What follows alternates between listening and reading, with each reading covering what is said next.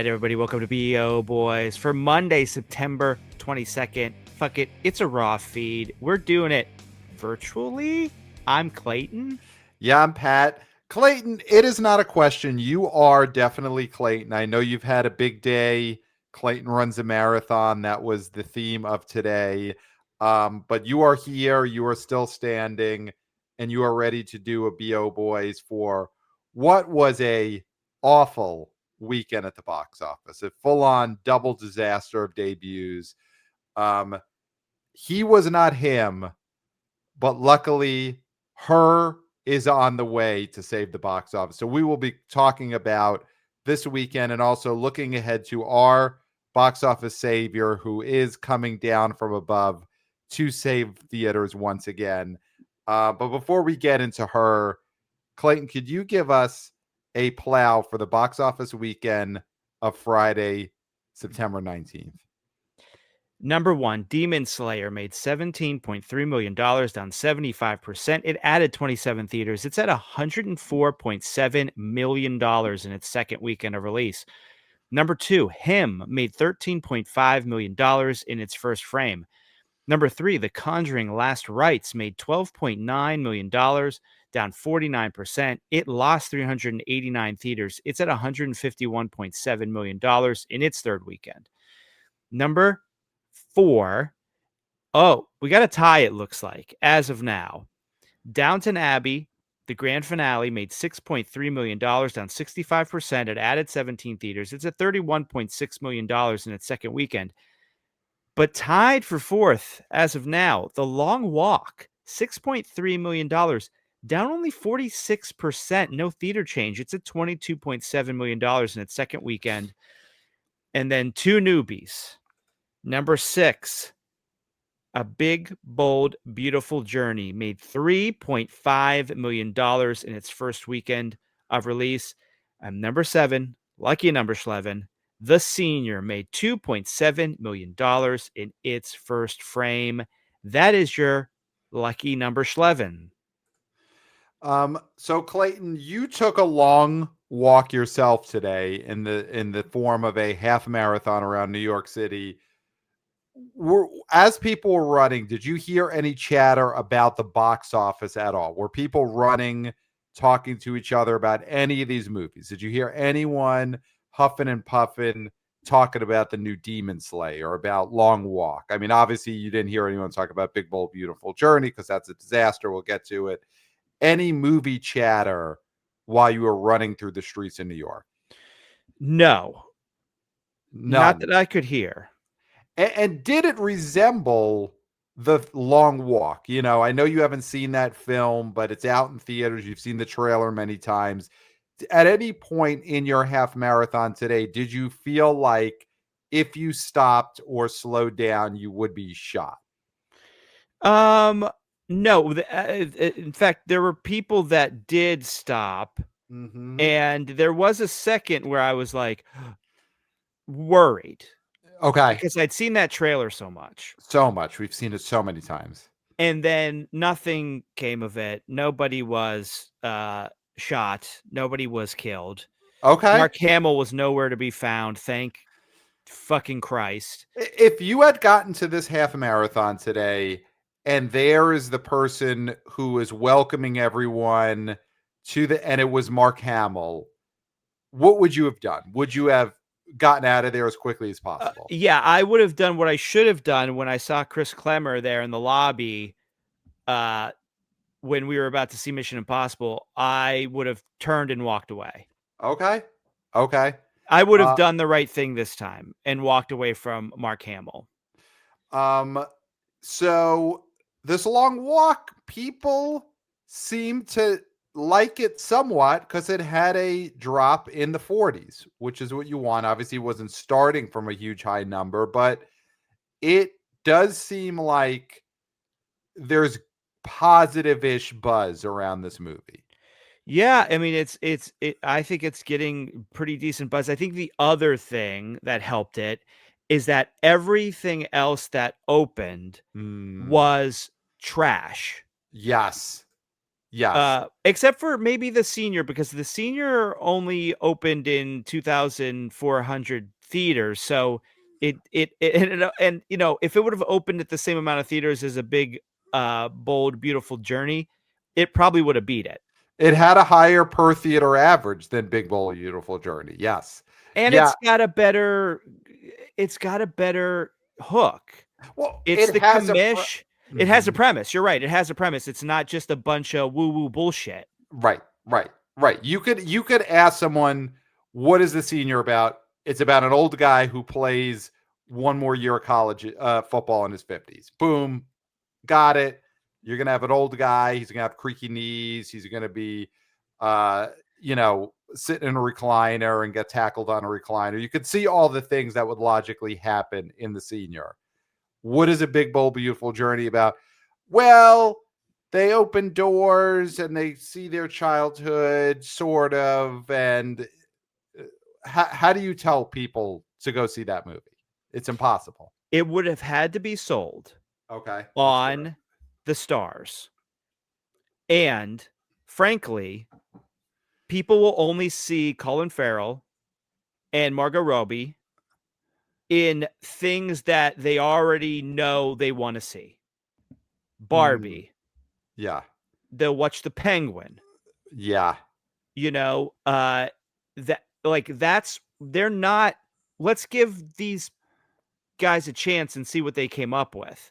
That's not who these two are. yeah, yeah. I mean, listen, I think we both like Colin Farrell fine enough as an actor. People didn't even really know he was in The Penguin. I know people who watched that entire series and then were told, and we're not the Streamo Boys, huh? Huh? But were told after the fact, oh, that was Colin Farrell. He wasn't drawing people to watch that. And that's probably the most successful thing he's been a part of in years. Yeah, yeah. Um, I mean, let's just talk about this Big Bold Beautiful Journey and get it over with. Let's rip the Band-Aid off. This movie is a epic disaster. I mean, it only cost 50 million, but somehow this feels like a bigger flop than that. I mean, it flew to the moon.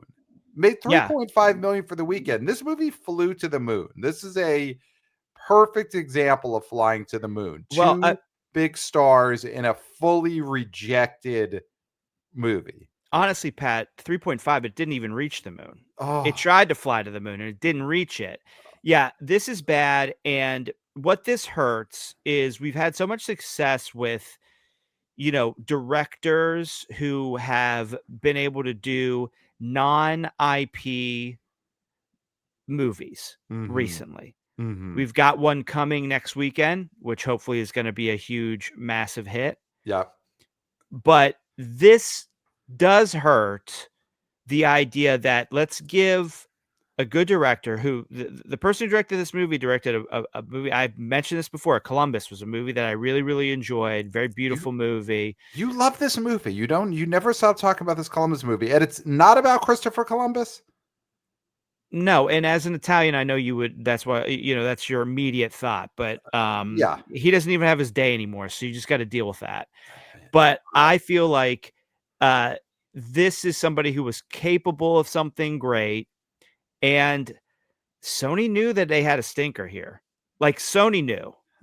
I mean, they had to publicize this because you had two big stars. I would say two big actors in it. I mean, this is Margot Robbie's Barbie follow-up. Yeah. I'm trying to think if she's appeared in anything in between, but this is the movie that she chose to star in, put her name above the title after she was the lead of the biggest movie of, what was that, 2023?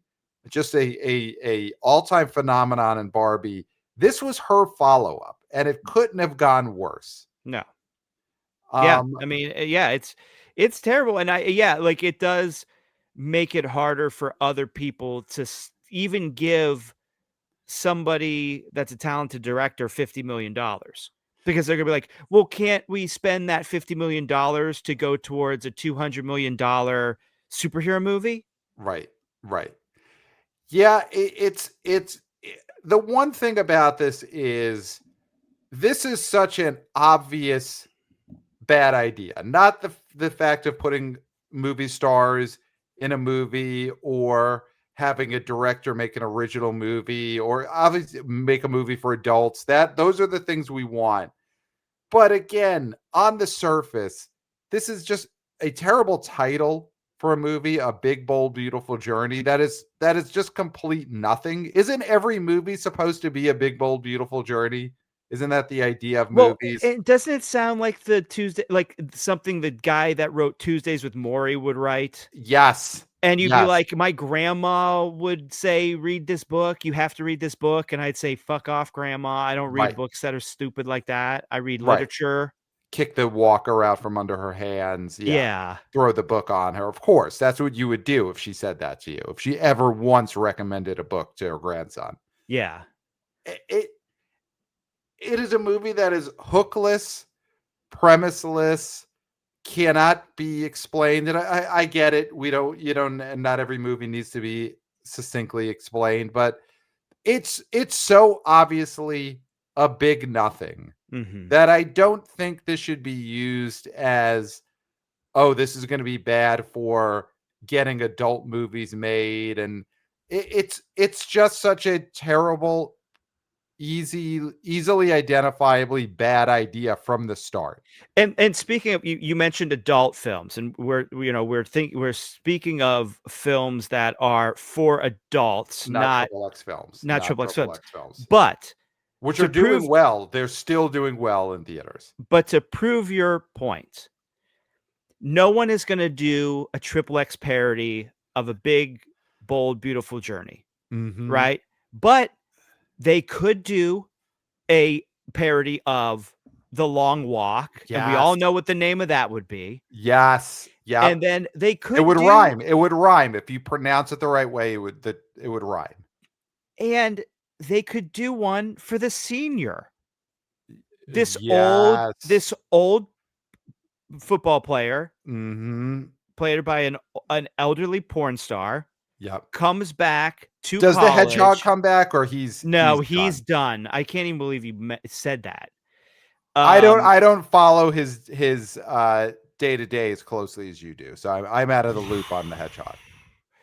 um, this guy comes back and he finds out, well, college is way different than it was when Right. I was going, and he shows him the way. Right? I mean, Yeah. this is a premise that could have an XXX parody. Or If in your movie triple X. cannot, what? Mhm. In the triple X of the senior, the triple X parody of the senior, are the cheerleaders young or are the cheerleaders also old? I'm thinking everyone's old. No, the cheerleaders are young because he's Okay. going back to college. Yeah, but I'm thinking of which tab you're going to put this on. Obviously we wanted to get a theatrical run first, but eventually it's going to end up on a site where it will be one of Pat, many the tabs. the parody has to be close to the plot of the movie. Why would you make it all about? Then it's an 80 for Brady situation. Like, why would you make it that he goes back to a college and everybody's old? That's dumb. Just the cheerleaders Okay, in well, those scenes. I think I think you're moving away from this concept and this idea that I'm trying to get across. Okay, Is that okay. if someone pitches you a movie, if Mhm. you're the head of a studio Mhm. and you can't immediately think of the triple X parody, then you need to tell them to go back to the fucking drawing board. Yeah. And they should have gone to this guy and they should have said, listen, we love Columbus. Columbus is great. We love Columbus. Columbus is a great movie. Mhm. But we could imagine the porno that we would have made about Columbus because it's Okay. there. And it's not Christopher Columbus for sure. No. Okay. Because I know I've seen that triple X parody before. Of course you have. Yeah, they But showed it to us as Italian Americans. You see that as soon as you get hair on your chest, they show you the Christopher Columbus triple X parody. oh yeah, like at school, the when the teacher doesn't want to teach that day, they just pull out the VHS and they're Yeah. like, "Here you go." It's sex ed for Italian American teenage boys. It's Absolutely. the birds and the bees is the Christopher Columbus Triple X parody. And this guy starts saying there's a door in the woods, and then he's back in high. It's like, no, I can't imagine where the fucking would happen. So Right, you need to go back to the drawing board. right, right. Um, Not imagining where the fucking could happen. That also seems to be a problem for just this movie as it is, not as a triple X parody, but when you see the trailers for this Big Bold and Beautiful Journey, which is one of the worst titles we've ever said on this show. It is it's one of those titles that even if a person had any kind of inkling to go see it, the second they start saying the title, they stop halfway through and decide to go see something else Yeah. before they say, "Hey, friend, should we go see a Big Bold Beautiful? Let's go see The Long Walk." It's Yeah. that title is so annoying. But about the fucking not happening, you've got two movie stars, actors, famous people in this movie, People. and I don't know if this movie does have a romantic premise to it. It seems to have some kind of in the trailer woo wooey. Maybe they fall in love, but that is a problem I think with selling this movie is you're not even selling the premise of these two good-looking famous actors are falling in love in this. I don't think people wanted to see it, and they definitely didn't want to see it as they were walking through doors and turning into elementary school versions of themselves. Yeah. Like at least if that had been a hook where this was some kind of romance between the two of them, maybe you could have got couples to go. But the idea of them getting together in this movie just seemed so disgusting. Yeah, it seemed sexless in a Yeah. bad way. Yeah. Yeah. And there's a version of these two being in a movie where you could sell audiences on wanting to see them get together, but it's not when they're walking through doors and then acting in grade school plays. It's weird because Margot Robbie, uh, the only time I've ever been like, "Oh, she has on-screen chemistry with somebody," it was Will Smith in Focus. Wow. And I feel like, are they both the same kind of weird that Mm. works, that they Mhm. don't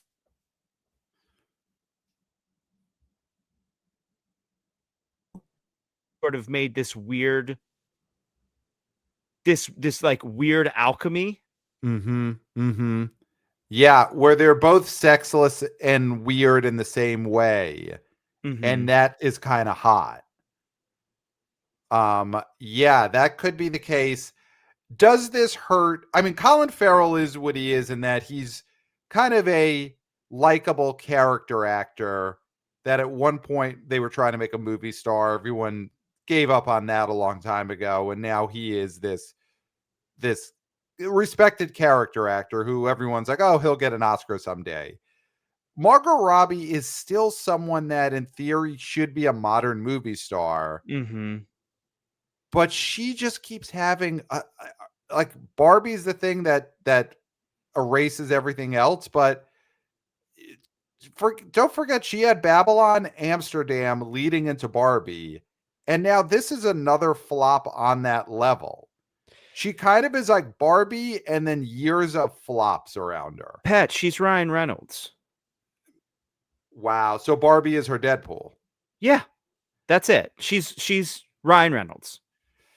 Yeah. Yeah. The thing is, Ryan Reynolds ain't going nowhere. No matter what's happened in his personal life, no matter Ryan Reynolds is going to be making movies and selling cell phones. Should Margot Robbie get a cell phone company? Does she need She a might broadband already have company? one, who Yeah. knows? She Yeah. has a production company for sure, so she's producing things, which is good. That's smart. It's a That's smart smart. business move. Well, But yeah, I think she's at the point where it's Barbie or nothing. And listen, I don't think Greta's interested in Barbie too. I don't know. She's into this Narnia stuff. yeah. that's the bad part for Margot Robbie is for Ryan Reynolds, he just hires a bunch of hacks and journeymen to make his Deadpool movie. So when he wants to make a Deadpool movie, he's the one who says, let's make a Deadpool movie. With Margot Robbie, she's not forcing Greta Gerwig to make another one of those, and you really can't make Barbie 2 with just like a journeyman hack. You Yeah. can't get John Turtletub to direct your Barbie 2. Yeah. Nothing against John Turtletub, but you know, he is who he is, and that's what he is. Yeah. Um, yeah, so she's in a tough spot. She doesn't seem, other than Barbie, to be great at picking movies for herself. I guess that's the problem. And I know we're not talking about Harley Quinn, but that ship has sailed. If I were her, I would not go back to it, even if James Gunn was like, "You're our Harley Quinn if you want to be." I would not do it. Yeah, that's right. Was she the Harley Quinn in a James Gunn? She was the Harley Quinn in James Gunn's Suicide Squad. Yes. So, like in theory, she's one of his guys. Yeah, I mean, she could come back for another round. Yeah, that's maybe how you know the stink on Big Bad Beautiful Journey is even worse than we're letting on. If we hear an announcement that she's going to be in a James Gunn movie as a Harley Quinn. But here's the thing. She can only be a supporting because Birds of Prey flopped. Yeah. So you can't do another Harley Quinn movie. So she's gonna be just a supporting character in another DC movie, which you definitely don't want to be. Yeah. Yeah, it's this is a bad one. I mean, I think again Barbie gives her a bunch of chances to make more of these, but you look at her record, and I assume whatever the next movie is, it's probably going to be another one of these, or another Babylon, or another Amsterdam. Mm-hmm. Let's talk about the other newbie that flopped this weekend. Him was not him. For a horror movie that has the Jordan Peele marketing, and they marketed this trying to trick people into thinking Jordan Peele directed it. This is a pretty, I would say, a bad number. 13.5 million opening weekend. Yeah, this thing couldn't get to 17. This thing couldn't get to, low 20s. Poisonous reviews by people coming out of this movie. They hated it. They said it sucked. Yeah. And from all the reviews I've read, it sounds like it really sucked. Yeah, and we're not critics, It sounded like Opus. The only difference is that was a crappy small A24 movie, and this was a big splashy movie with Jordan Peele as the name on it, and he's got to be careful with that. Yeah, he puts his name on too much stuff, and I know it's only been a few movies, but he puts his name on a lot of crap TV too. Yeah. I mean, the movies are the important thing. I think we talked about this at BOHQ over the water cooler over the weekend. Jordan Peele producing a Twilight Zone remake that mostly airs on YouTube. No one remembers that, but they remember Monkey Man, and they're going to remember him. And, the marketing, especially for him, did try and make people, if they weren't looking closely enough, think Jordan Peele directed this. A little trickery. I mean, they put the director's name at the end, but Jordan Peele, people are going to think he directed it. And that might get some people in the theater, but now they're going to leave. And there will be some confused people who think, man, that new movie Jordan Peele directed, it sucked. And I didn't like it. And so that's the problem you run into when you do the executive producer has his name all over the movie, is people are going to be, next time Jordan Peele's got his actual movie coming out, they're going to think back to, well, I hated him. Mm-hmm. He directed it. I don't know if I want to see this. Yeah. But, the thing I like about horror fans, the gore hounds, is that they'll give anything a shot. You Mm-hmm. know, they, there's so many original horror concepts compared to every other genre, Yeah. and they'll roll the dice on stuff, but they will call a stinker, Mm-hmm. and they will tell their other gorehound friends, yo, this thing stinks, stay away from it. Yeah. But then Big time. they'll give something else a chance, a week from now, 2 weeks Yes. from now. Yes. They want to love something and want to be scared by something, and they're not Mm-hmm. gonna defend something blindly the way the Bazinga bros do. Well, Thunderbolts was actually a really good movie, or oh, the Fantastic Four is misunderstood. It's like, no, those are bad movies, and just admit it and move on. Move And on. that's what horror fans do. And once in a while there's something that resonates with one person that doesn't resonate with the rest of culture, and they'll be like, him, I thought him was actually really great. And you know what? Fine, defend that point. But most of the gorehounds are saying this thing's a stinker. All the good things are in the trailer, and that stuff don't even look that good. I was listening to over the weekend our chief horror correspondent, Brett Arnold of The New Flesh. Of course, he has multiple podcasts because he's got to put food on the table for mother and baby. So he's got to have multiple podcast streams. And he had his Roger Ebert and Me, a Roger Ebert tribute podcast, reviewed him over the weekend. I listened to that. And basically, Clayton, you nailed it in your prediction of what this movie is, in that all of the horror, quote unquote, horror stuff, dream sequences, imagery that isn't actually part of the movie, just visions. This is not really a horror movie. And you could see in the box office because the drops were happening throughout the weekend. The Thursday night preview number made up a shockingly large percentage of the full 3-day total. And Yes. that is because word was getting out. This is not really a horror movie. It's visions, it's dreams. And there's nothing that's going to turn away horror people uh, faster than that. Faster Yeah. than there's not really any kills. The kills are fake. Yeah. Fake, fake, fake. I mean, that when you have a horror movie where people are just walking out saying fake, Yeah.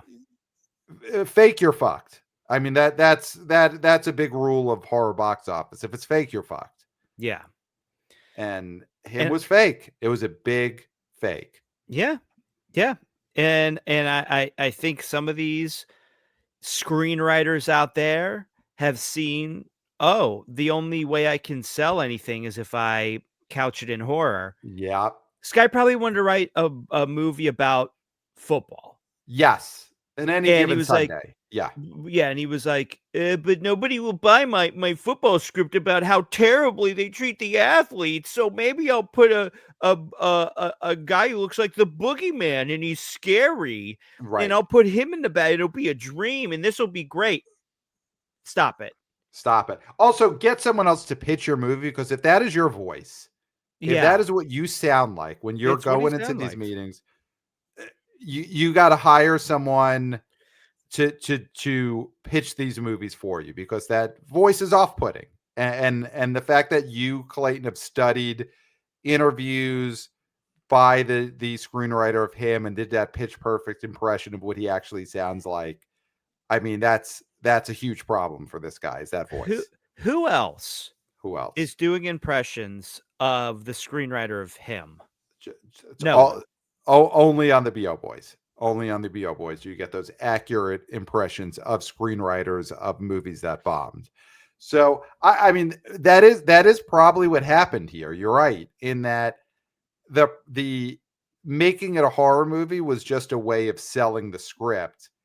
And if you want a horror movie to be a hit, it's actually got to be a horror movie. Mm-hmm. It can't.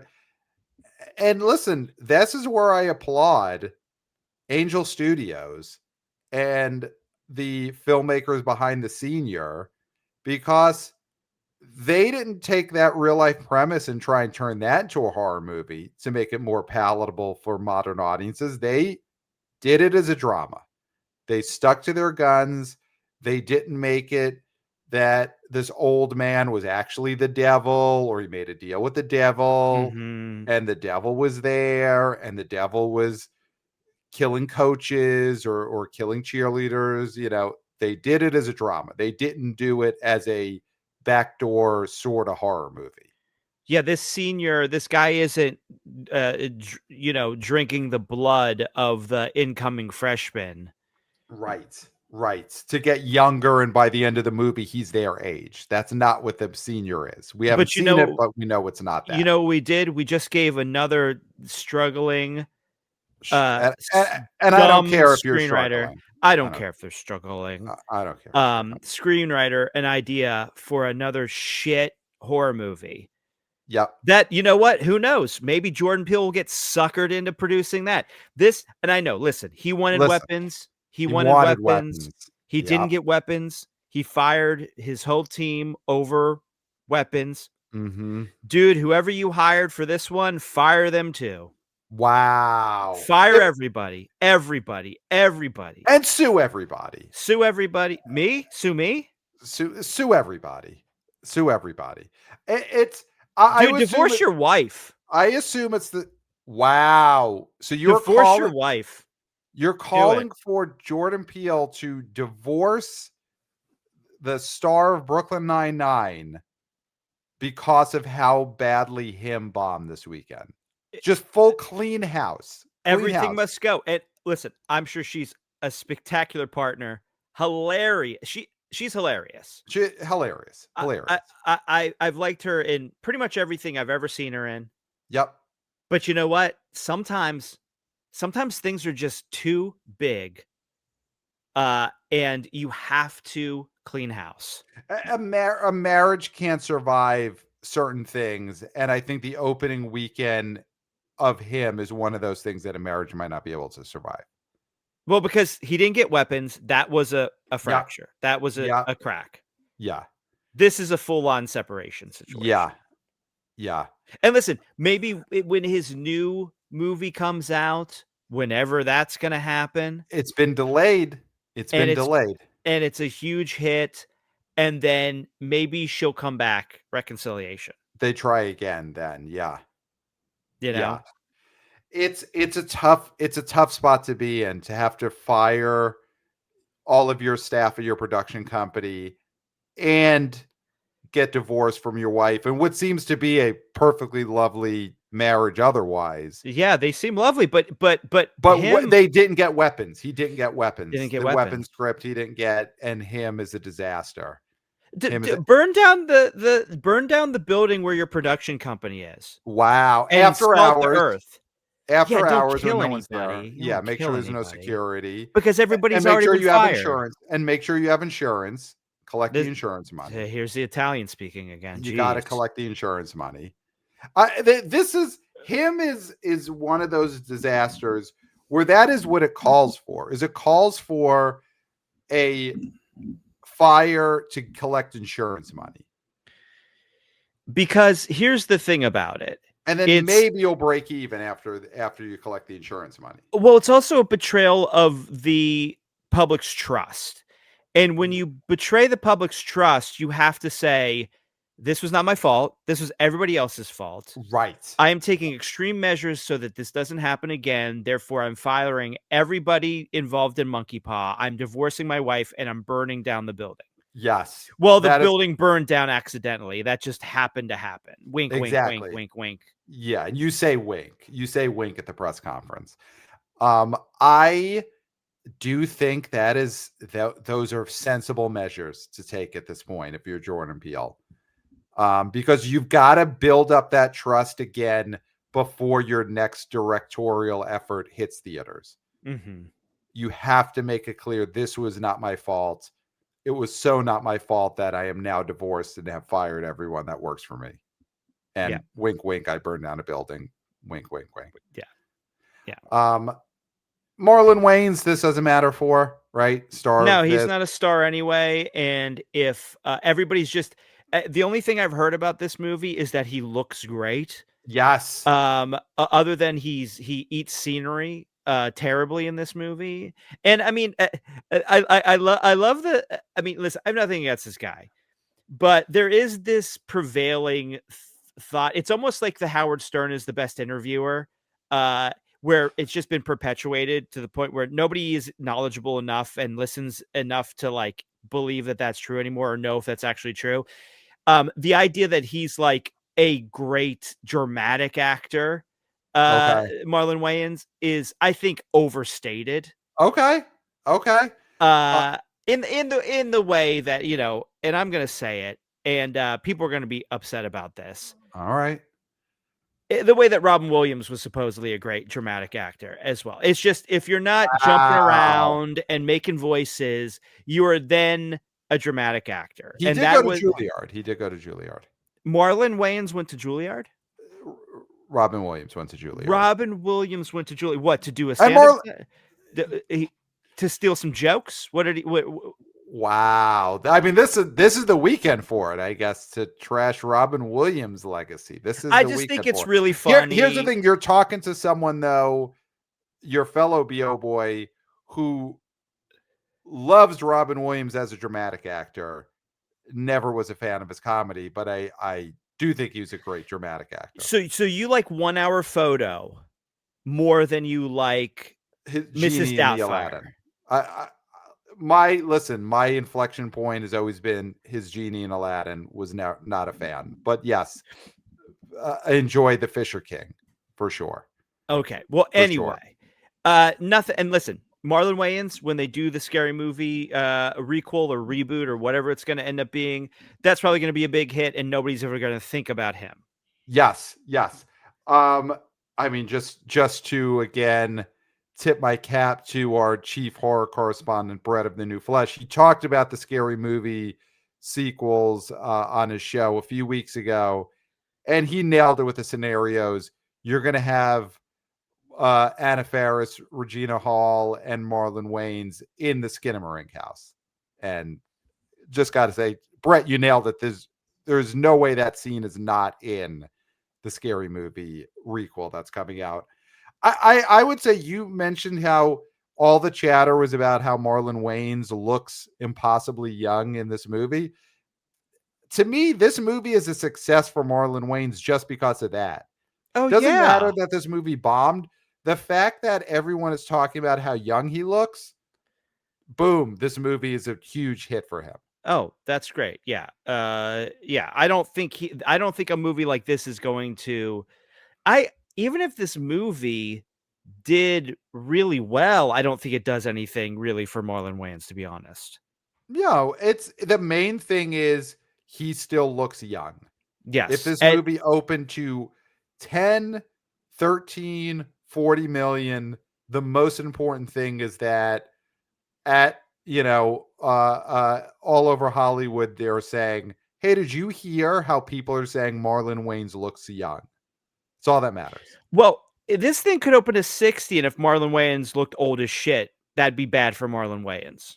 Right. This is the best case scenario for Marlon Wayans. Whereas for the star of The Senior, Michael Chiklis, people saying, hey, Michael Chiklis looked old in The Senior. For him, people are saying, oh, that's good. Yeah. I've got 5 roles right now that I could offer to Michael Chiklis because he looks old. So it's all perspective. It's all, what your brand is. So for Michael Chiklis, word going around, he looks appropriately old in The Senior. It's great. It's going to book him his next job. So let's talk this number 1 movie, Demon Slayer, dropped 75%. It's still like the highest grossing anime domestically of all time. So that is something to tip your hat towards. We are not, like I was assuming, at the exact tipping point of these movies acting like real movies. In that these drops are happening. I mean, this is an anime drop. And the fact that it's still made, what, 17 million and was number one 2 weekends in a row. That Mhm. is progress, Mhm. but you want to see if anime is actually going to be a phenomenon for the general public, you want to see a long walk drop. You want to see 46. Yeah.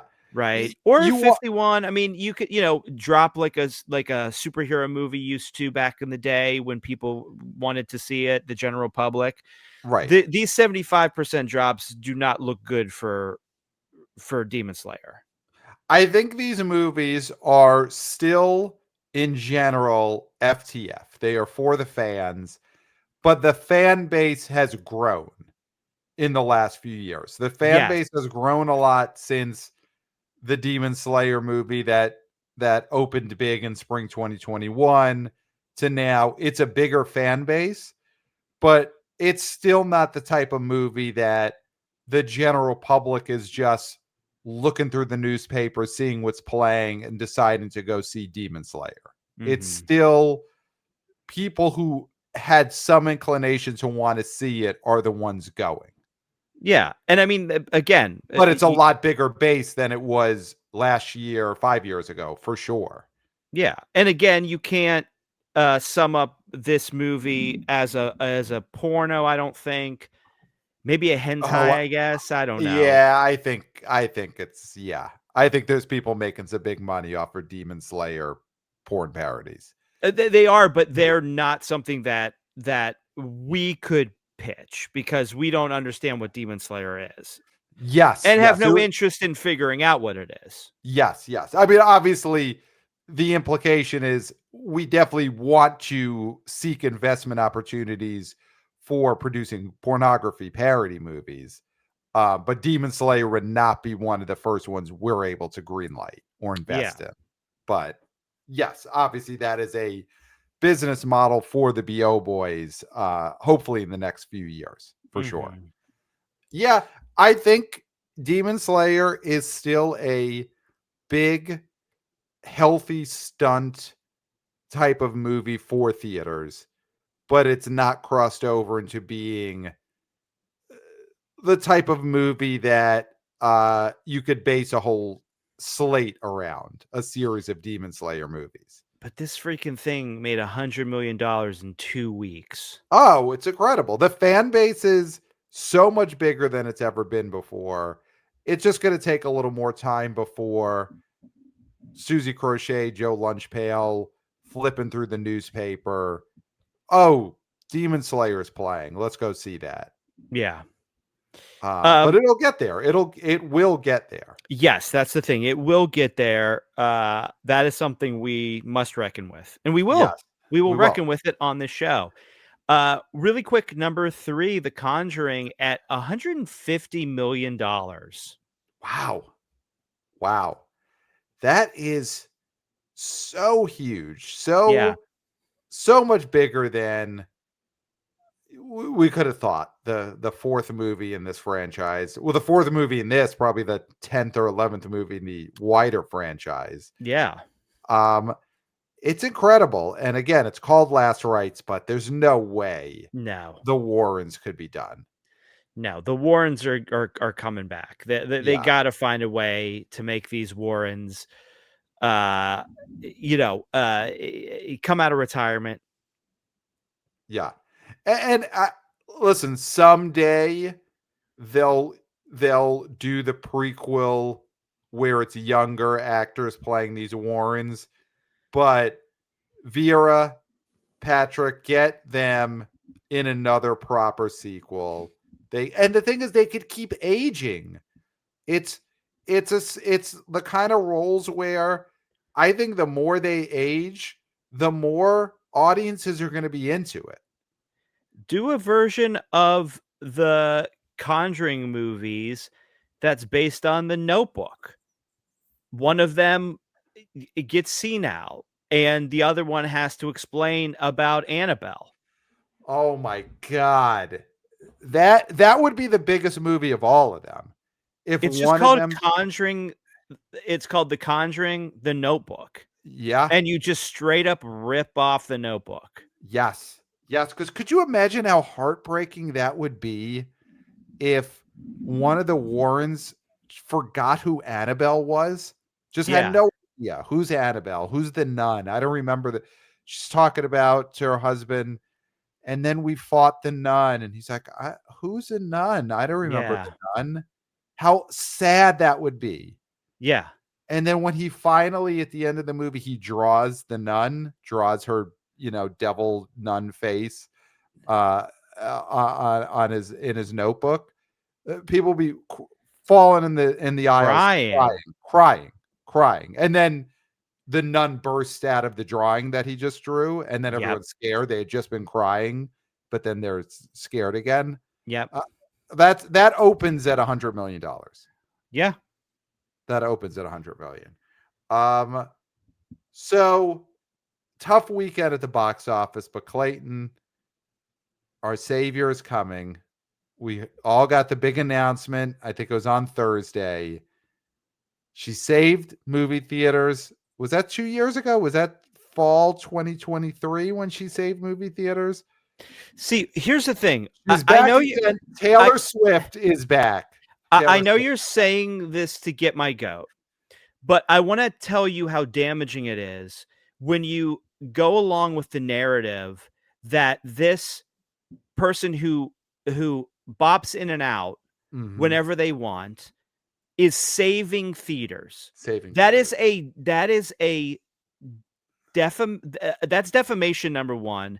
Number two, that's a damaging statement to say. You're making it seem like people don't go to the movies if they can't see her. And I know you're doing it just to get my goat, and you're going to get my goat anyway.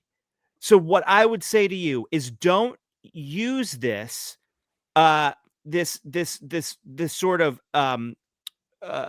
way of speaking, because it's damaging to theatrical and the idea that people don't want to see movies or go see movies, because that is not the case. We saw it with The Conjuring. We saw it with Weapons. We saw it with Demon Slayer. People want to go see see movies in the theaters, and the theaters don't need saving from an interloper, from somebody who does not make movies, who's been in terrible in every movie she's tried to act in.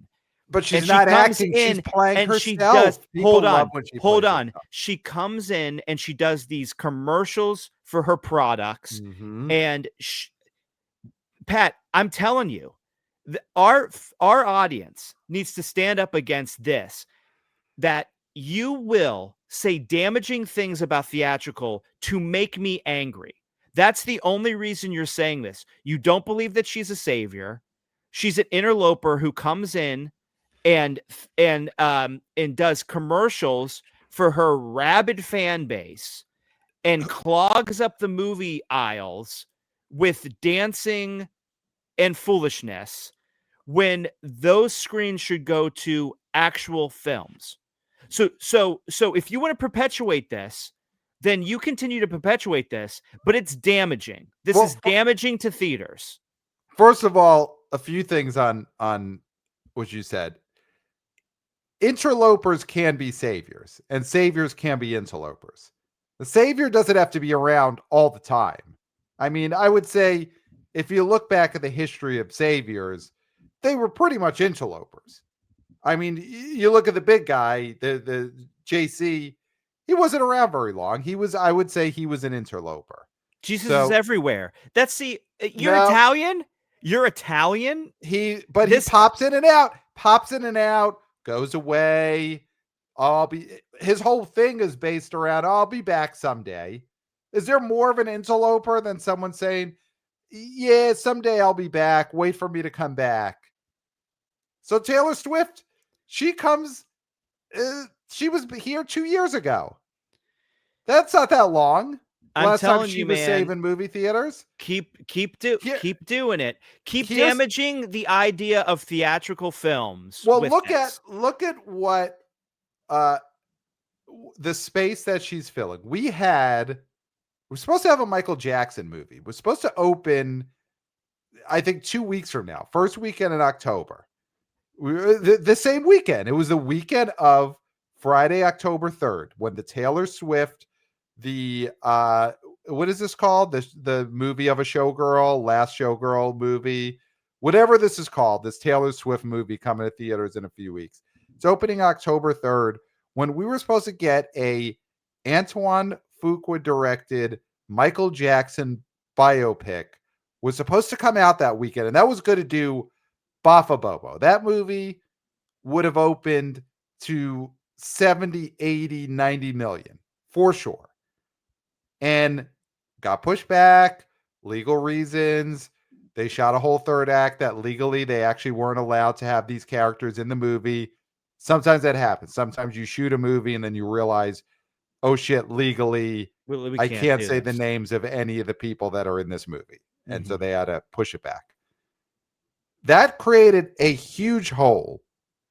I'm not saying people don't want to go to movies. Obviously, they want to go to movies, but there was a hole in the schedule that Michael Jackson left.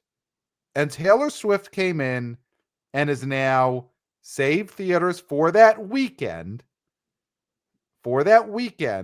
by filling the hole left by her fellow musical artist, Michael Jackson.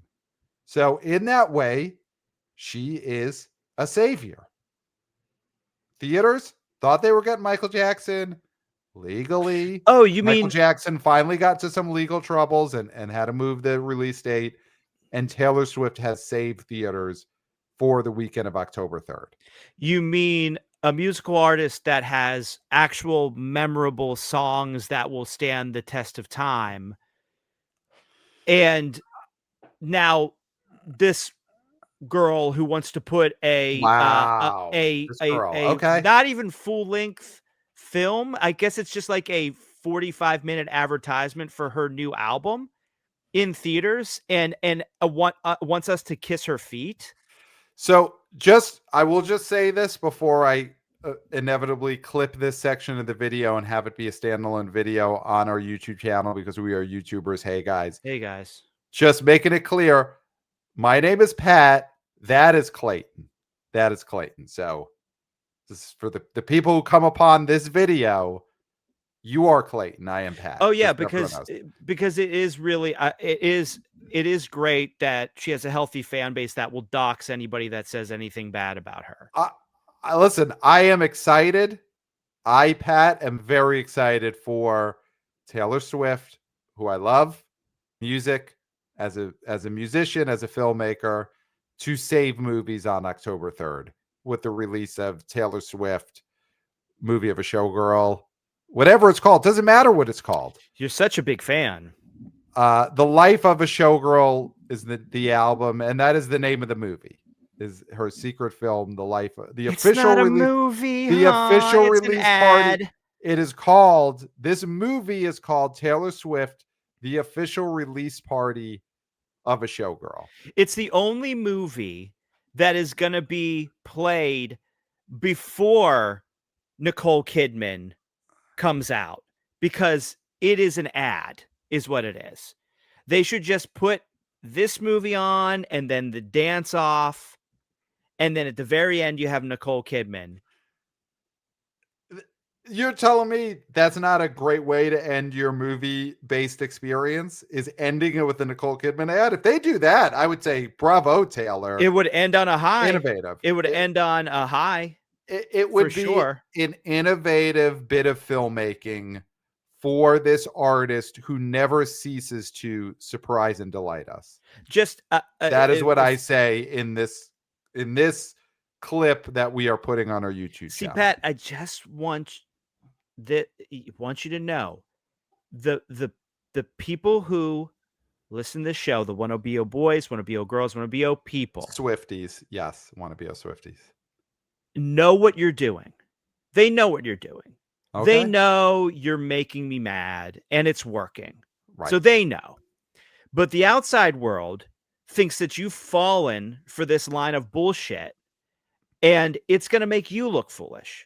The actual people who care about theatrical and know that this is a gimmick and it's a scam and this is just another thing that she's not going to allow people to purchase down the line, that families are going to have to rent over and over and over again so that kids, again, this winter, do not have winter coats.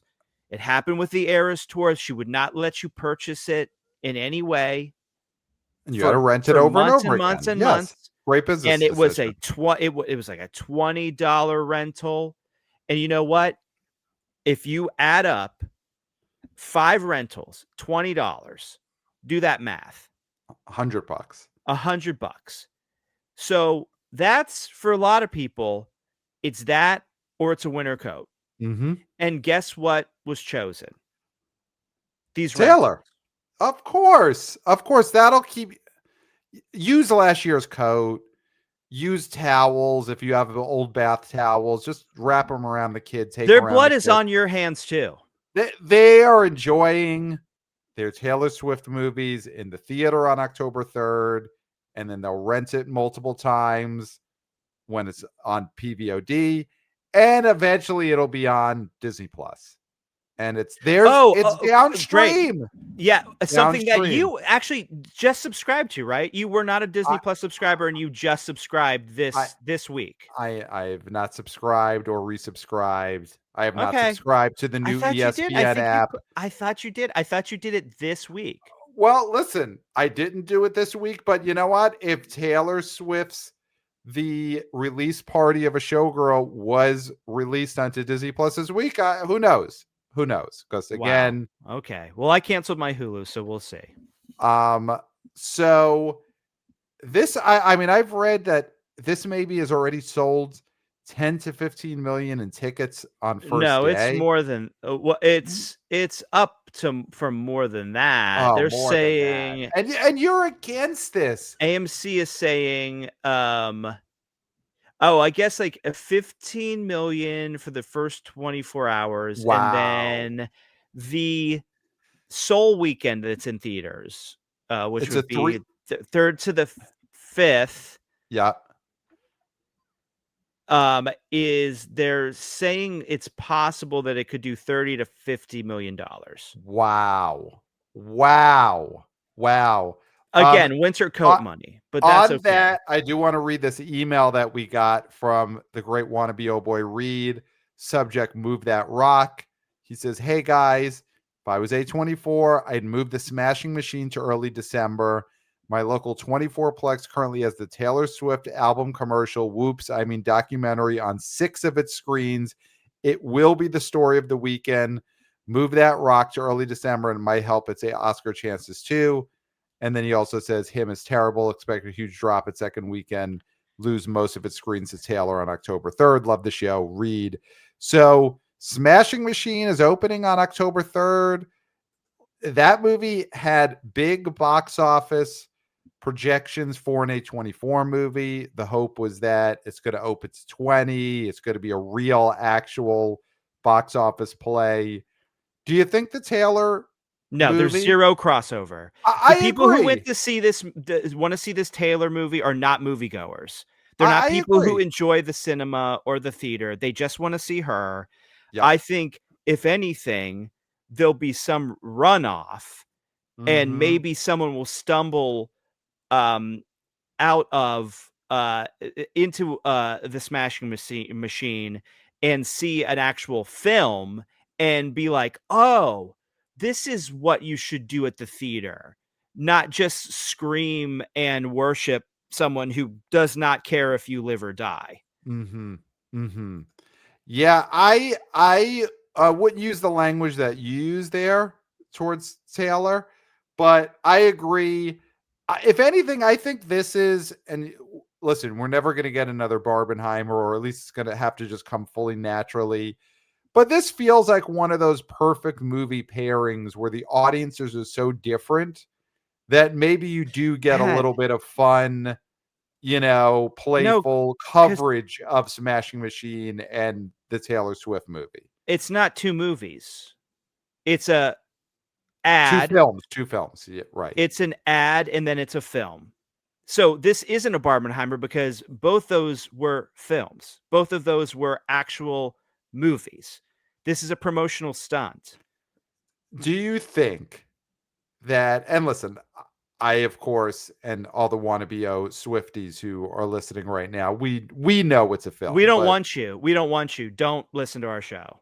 So unsubscribe.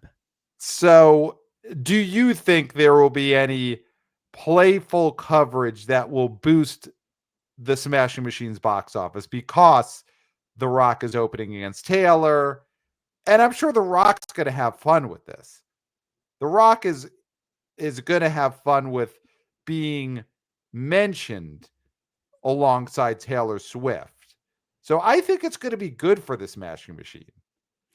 Yeah, I don't think it feels to me like there's not going to be enough crossover to really take away anything from the Smashing Machine. Yeah. And the Rock will, do an Instagram post where, hey Taylor, you smell what the Rock is cooking. Let's have a Terramina, me and Taylor. Shake it off after you drink a shot of Terramina. I think The Rock will get some mileage out of opening alongside Taylor Swift. I think it's only going to help. Yeah. You won't even give her that The Rock is going to make some kind of Instagram post mentioning her and Terramina, and that'll get a few more people to know about the Smashing Machine. Probably. I don't know. Wow. I'm not on Wow. Instagram. I read books. Just a couple of emails here. We got one from the great Sean the Alcoholic about our last episode. We, of course, had the cult hero Jeffrey from the AMC Lincoln. And Sean writes, love Jeffrey, but there is no fucking way I am eating a movie theater hot dog. Well, he's our age. He's from our generation. Exactly. He was raised of the generation where there was an entire Seinfeld episode about how, of course, you don't eat movie theater hot dogs. Yeah. So Sean will not be eating one, but we got one from Tim. Subject, stop comparing anything to Ilio. It's me, wannabe oh boy Tim. As a strabismus survivor, that's lazy eye as a kid, nobody wanted Ilio. Stop comparing movies to this one. Big mistake from Pixar. An eye patch works for pirates and optometrists, not for the box office. Side note, Spinal Tap should have shown old people eyebrows 11s. That's a good advertising. Wait, so who's he saying we're comparing movies to Elio, or is he just saying the general public is talking about Elio? Because I don't think we compare anything to that movie. I feel like we must have mentioned it in a recent episode. So if I mean, listen, this would be something for Christopher, but he's cutting up cadavers, and by cadavers I mean real people that he's killed at medical They school. become cadavers. They become cadavers. He sees them as cadavers even before they stop breathing. Yes. Yeah. I mean, when you're Christopher, every person is a cadaver in waiting. When you're Christopher in medical school. So normally I would say our VP of interns, Christopher, go through the transcripts, remind us of when we talked about Ilio. He's busy. So if whether it's this emailer, Tim, or if someone else wants to remind us, I don't remember when we compared something to Ilio, but listen, we fill 3 hours a day in drive time. So we're talking about a lot of movies, and we can't remember everything that we talked about. Let's see. We got an email about Black Phone versus Tap 2. We could go over that next time. Wait, for what? So this is the email here from Julian. Well, so, what's Tap 2? Spinal Tap 2. Spinal Tap 2, yes. The subject was Tap 2 versus Black Phone 2. What? I don't even care. Tap 2. Listen, I guess now Julian is from overseas in the UK, so they might call it Tap 2 out there. Okay. That okay. Now I care. Okay. So, hey guys, I know you're fans of cinema promotion, so here's a cool one from the UK. We were just out of Tap 2. 6 people in the audience. We had a nice chat afterwards and all dug it. But when we came out, a Gulp phone box booth had appeared in the foyer, a black phone booth. We entered the booth. We lifted the receiver. A familiar voice chastised us. You didn't think I'd die that easily, did you? It was the grabber. On the way home, we stopped at our local supermarket and we were confronted with another sequel to a popular horror franchise, Megan 2.0, cans of drink. Presumably, they changed the flavor to one that no one wants. P.S. was hoping to see Toy Story, a puppet show, listed above Tap 2 on this ticket self-service machine, but it was not to be. I had to settle for the promise of a Tap origin story. And then it said, see pick. And I'm looking here, looking at this email, not seeing exactly what they meant there, but Julian did send pictures of the black phone, the actual black phone booth in their theater, and sent a picture of its Fanta. Was the Megan promotional drink was a Fanta at the movie, at the supermarket.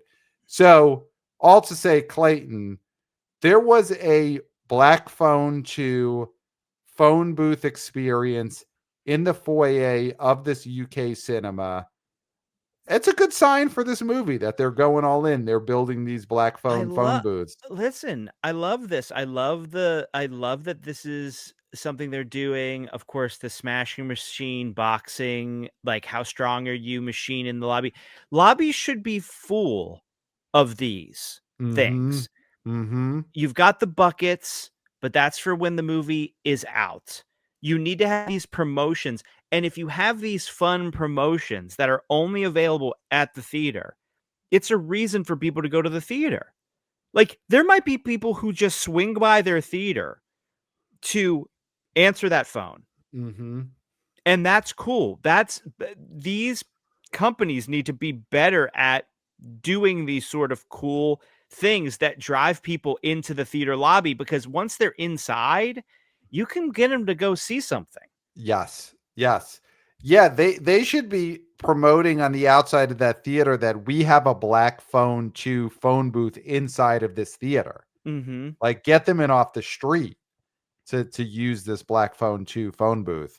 Yeah, I love it, and I love that for younger generations, it's got to be just an experience just to use a phone that's not a cell phone. Well, that's the thing that I wasn't even thinking about that. When's the last time they've used a phone booth? Right.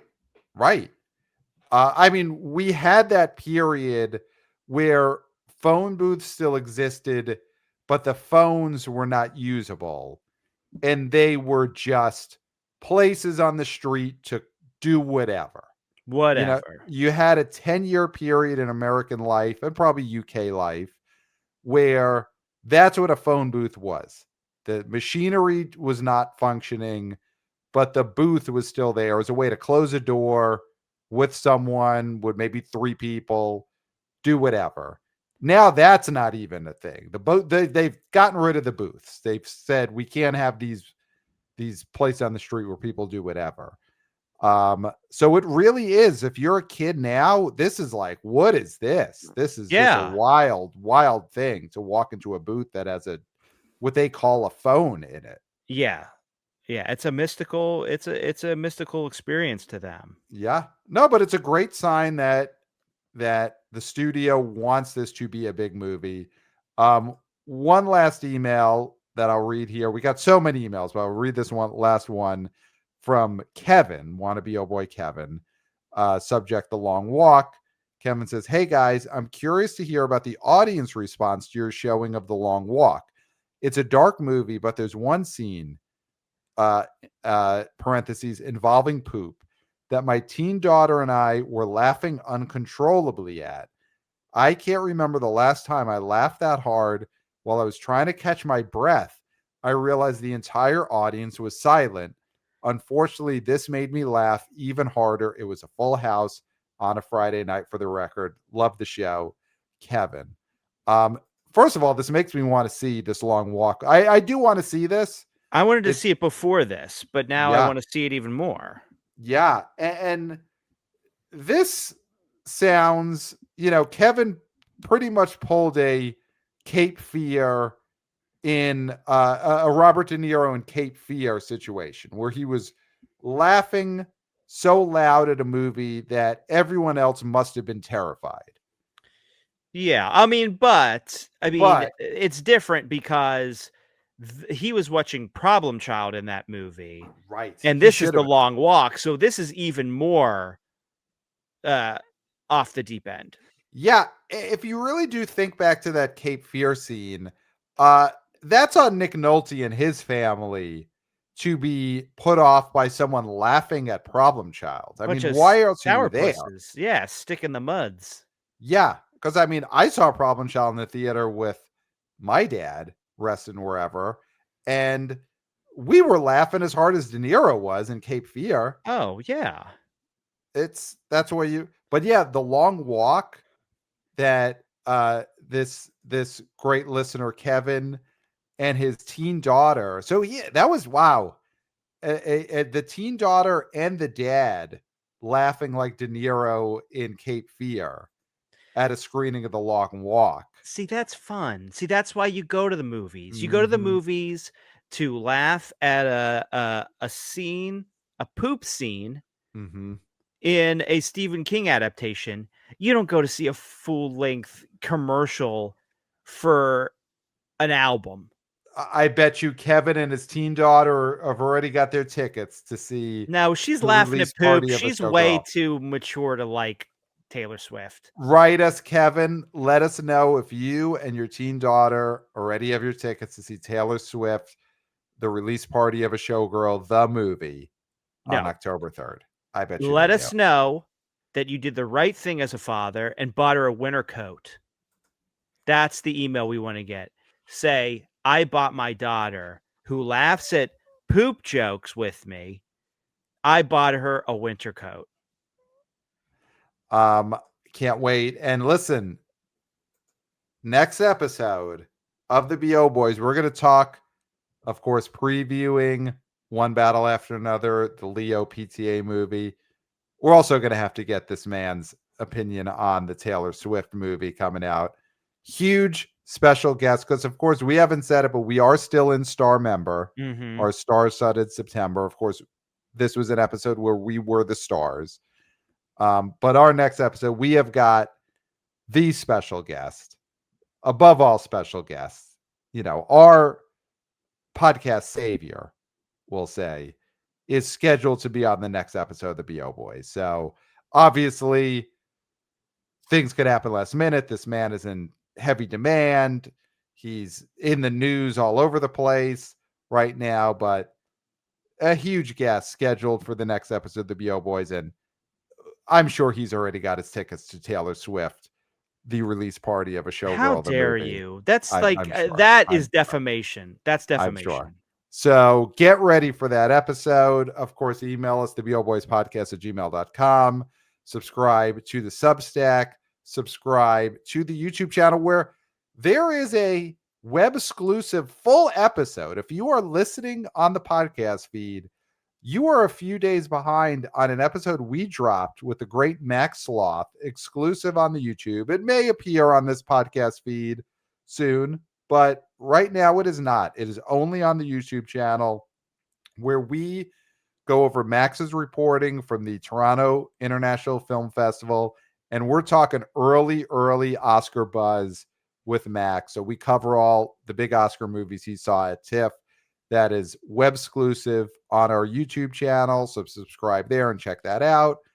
And 5 stars on Apple Podcasts. Follow us at the BO Boys Pod on Instagram and TikTok.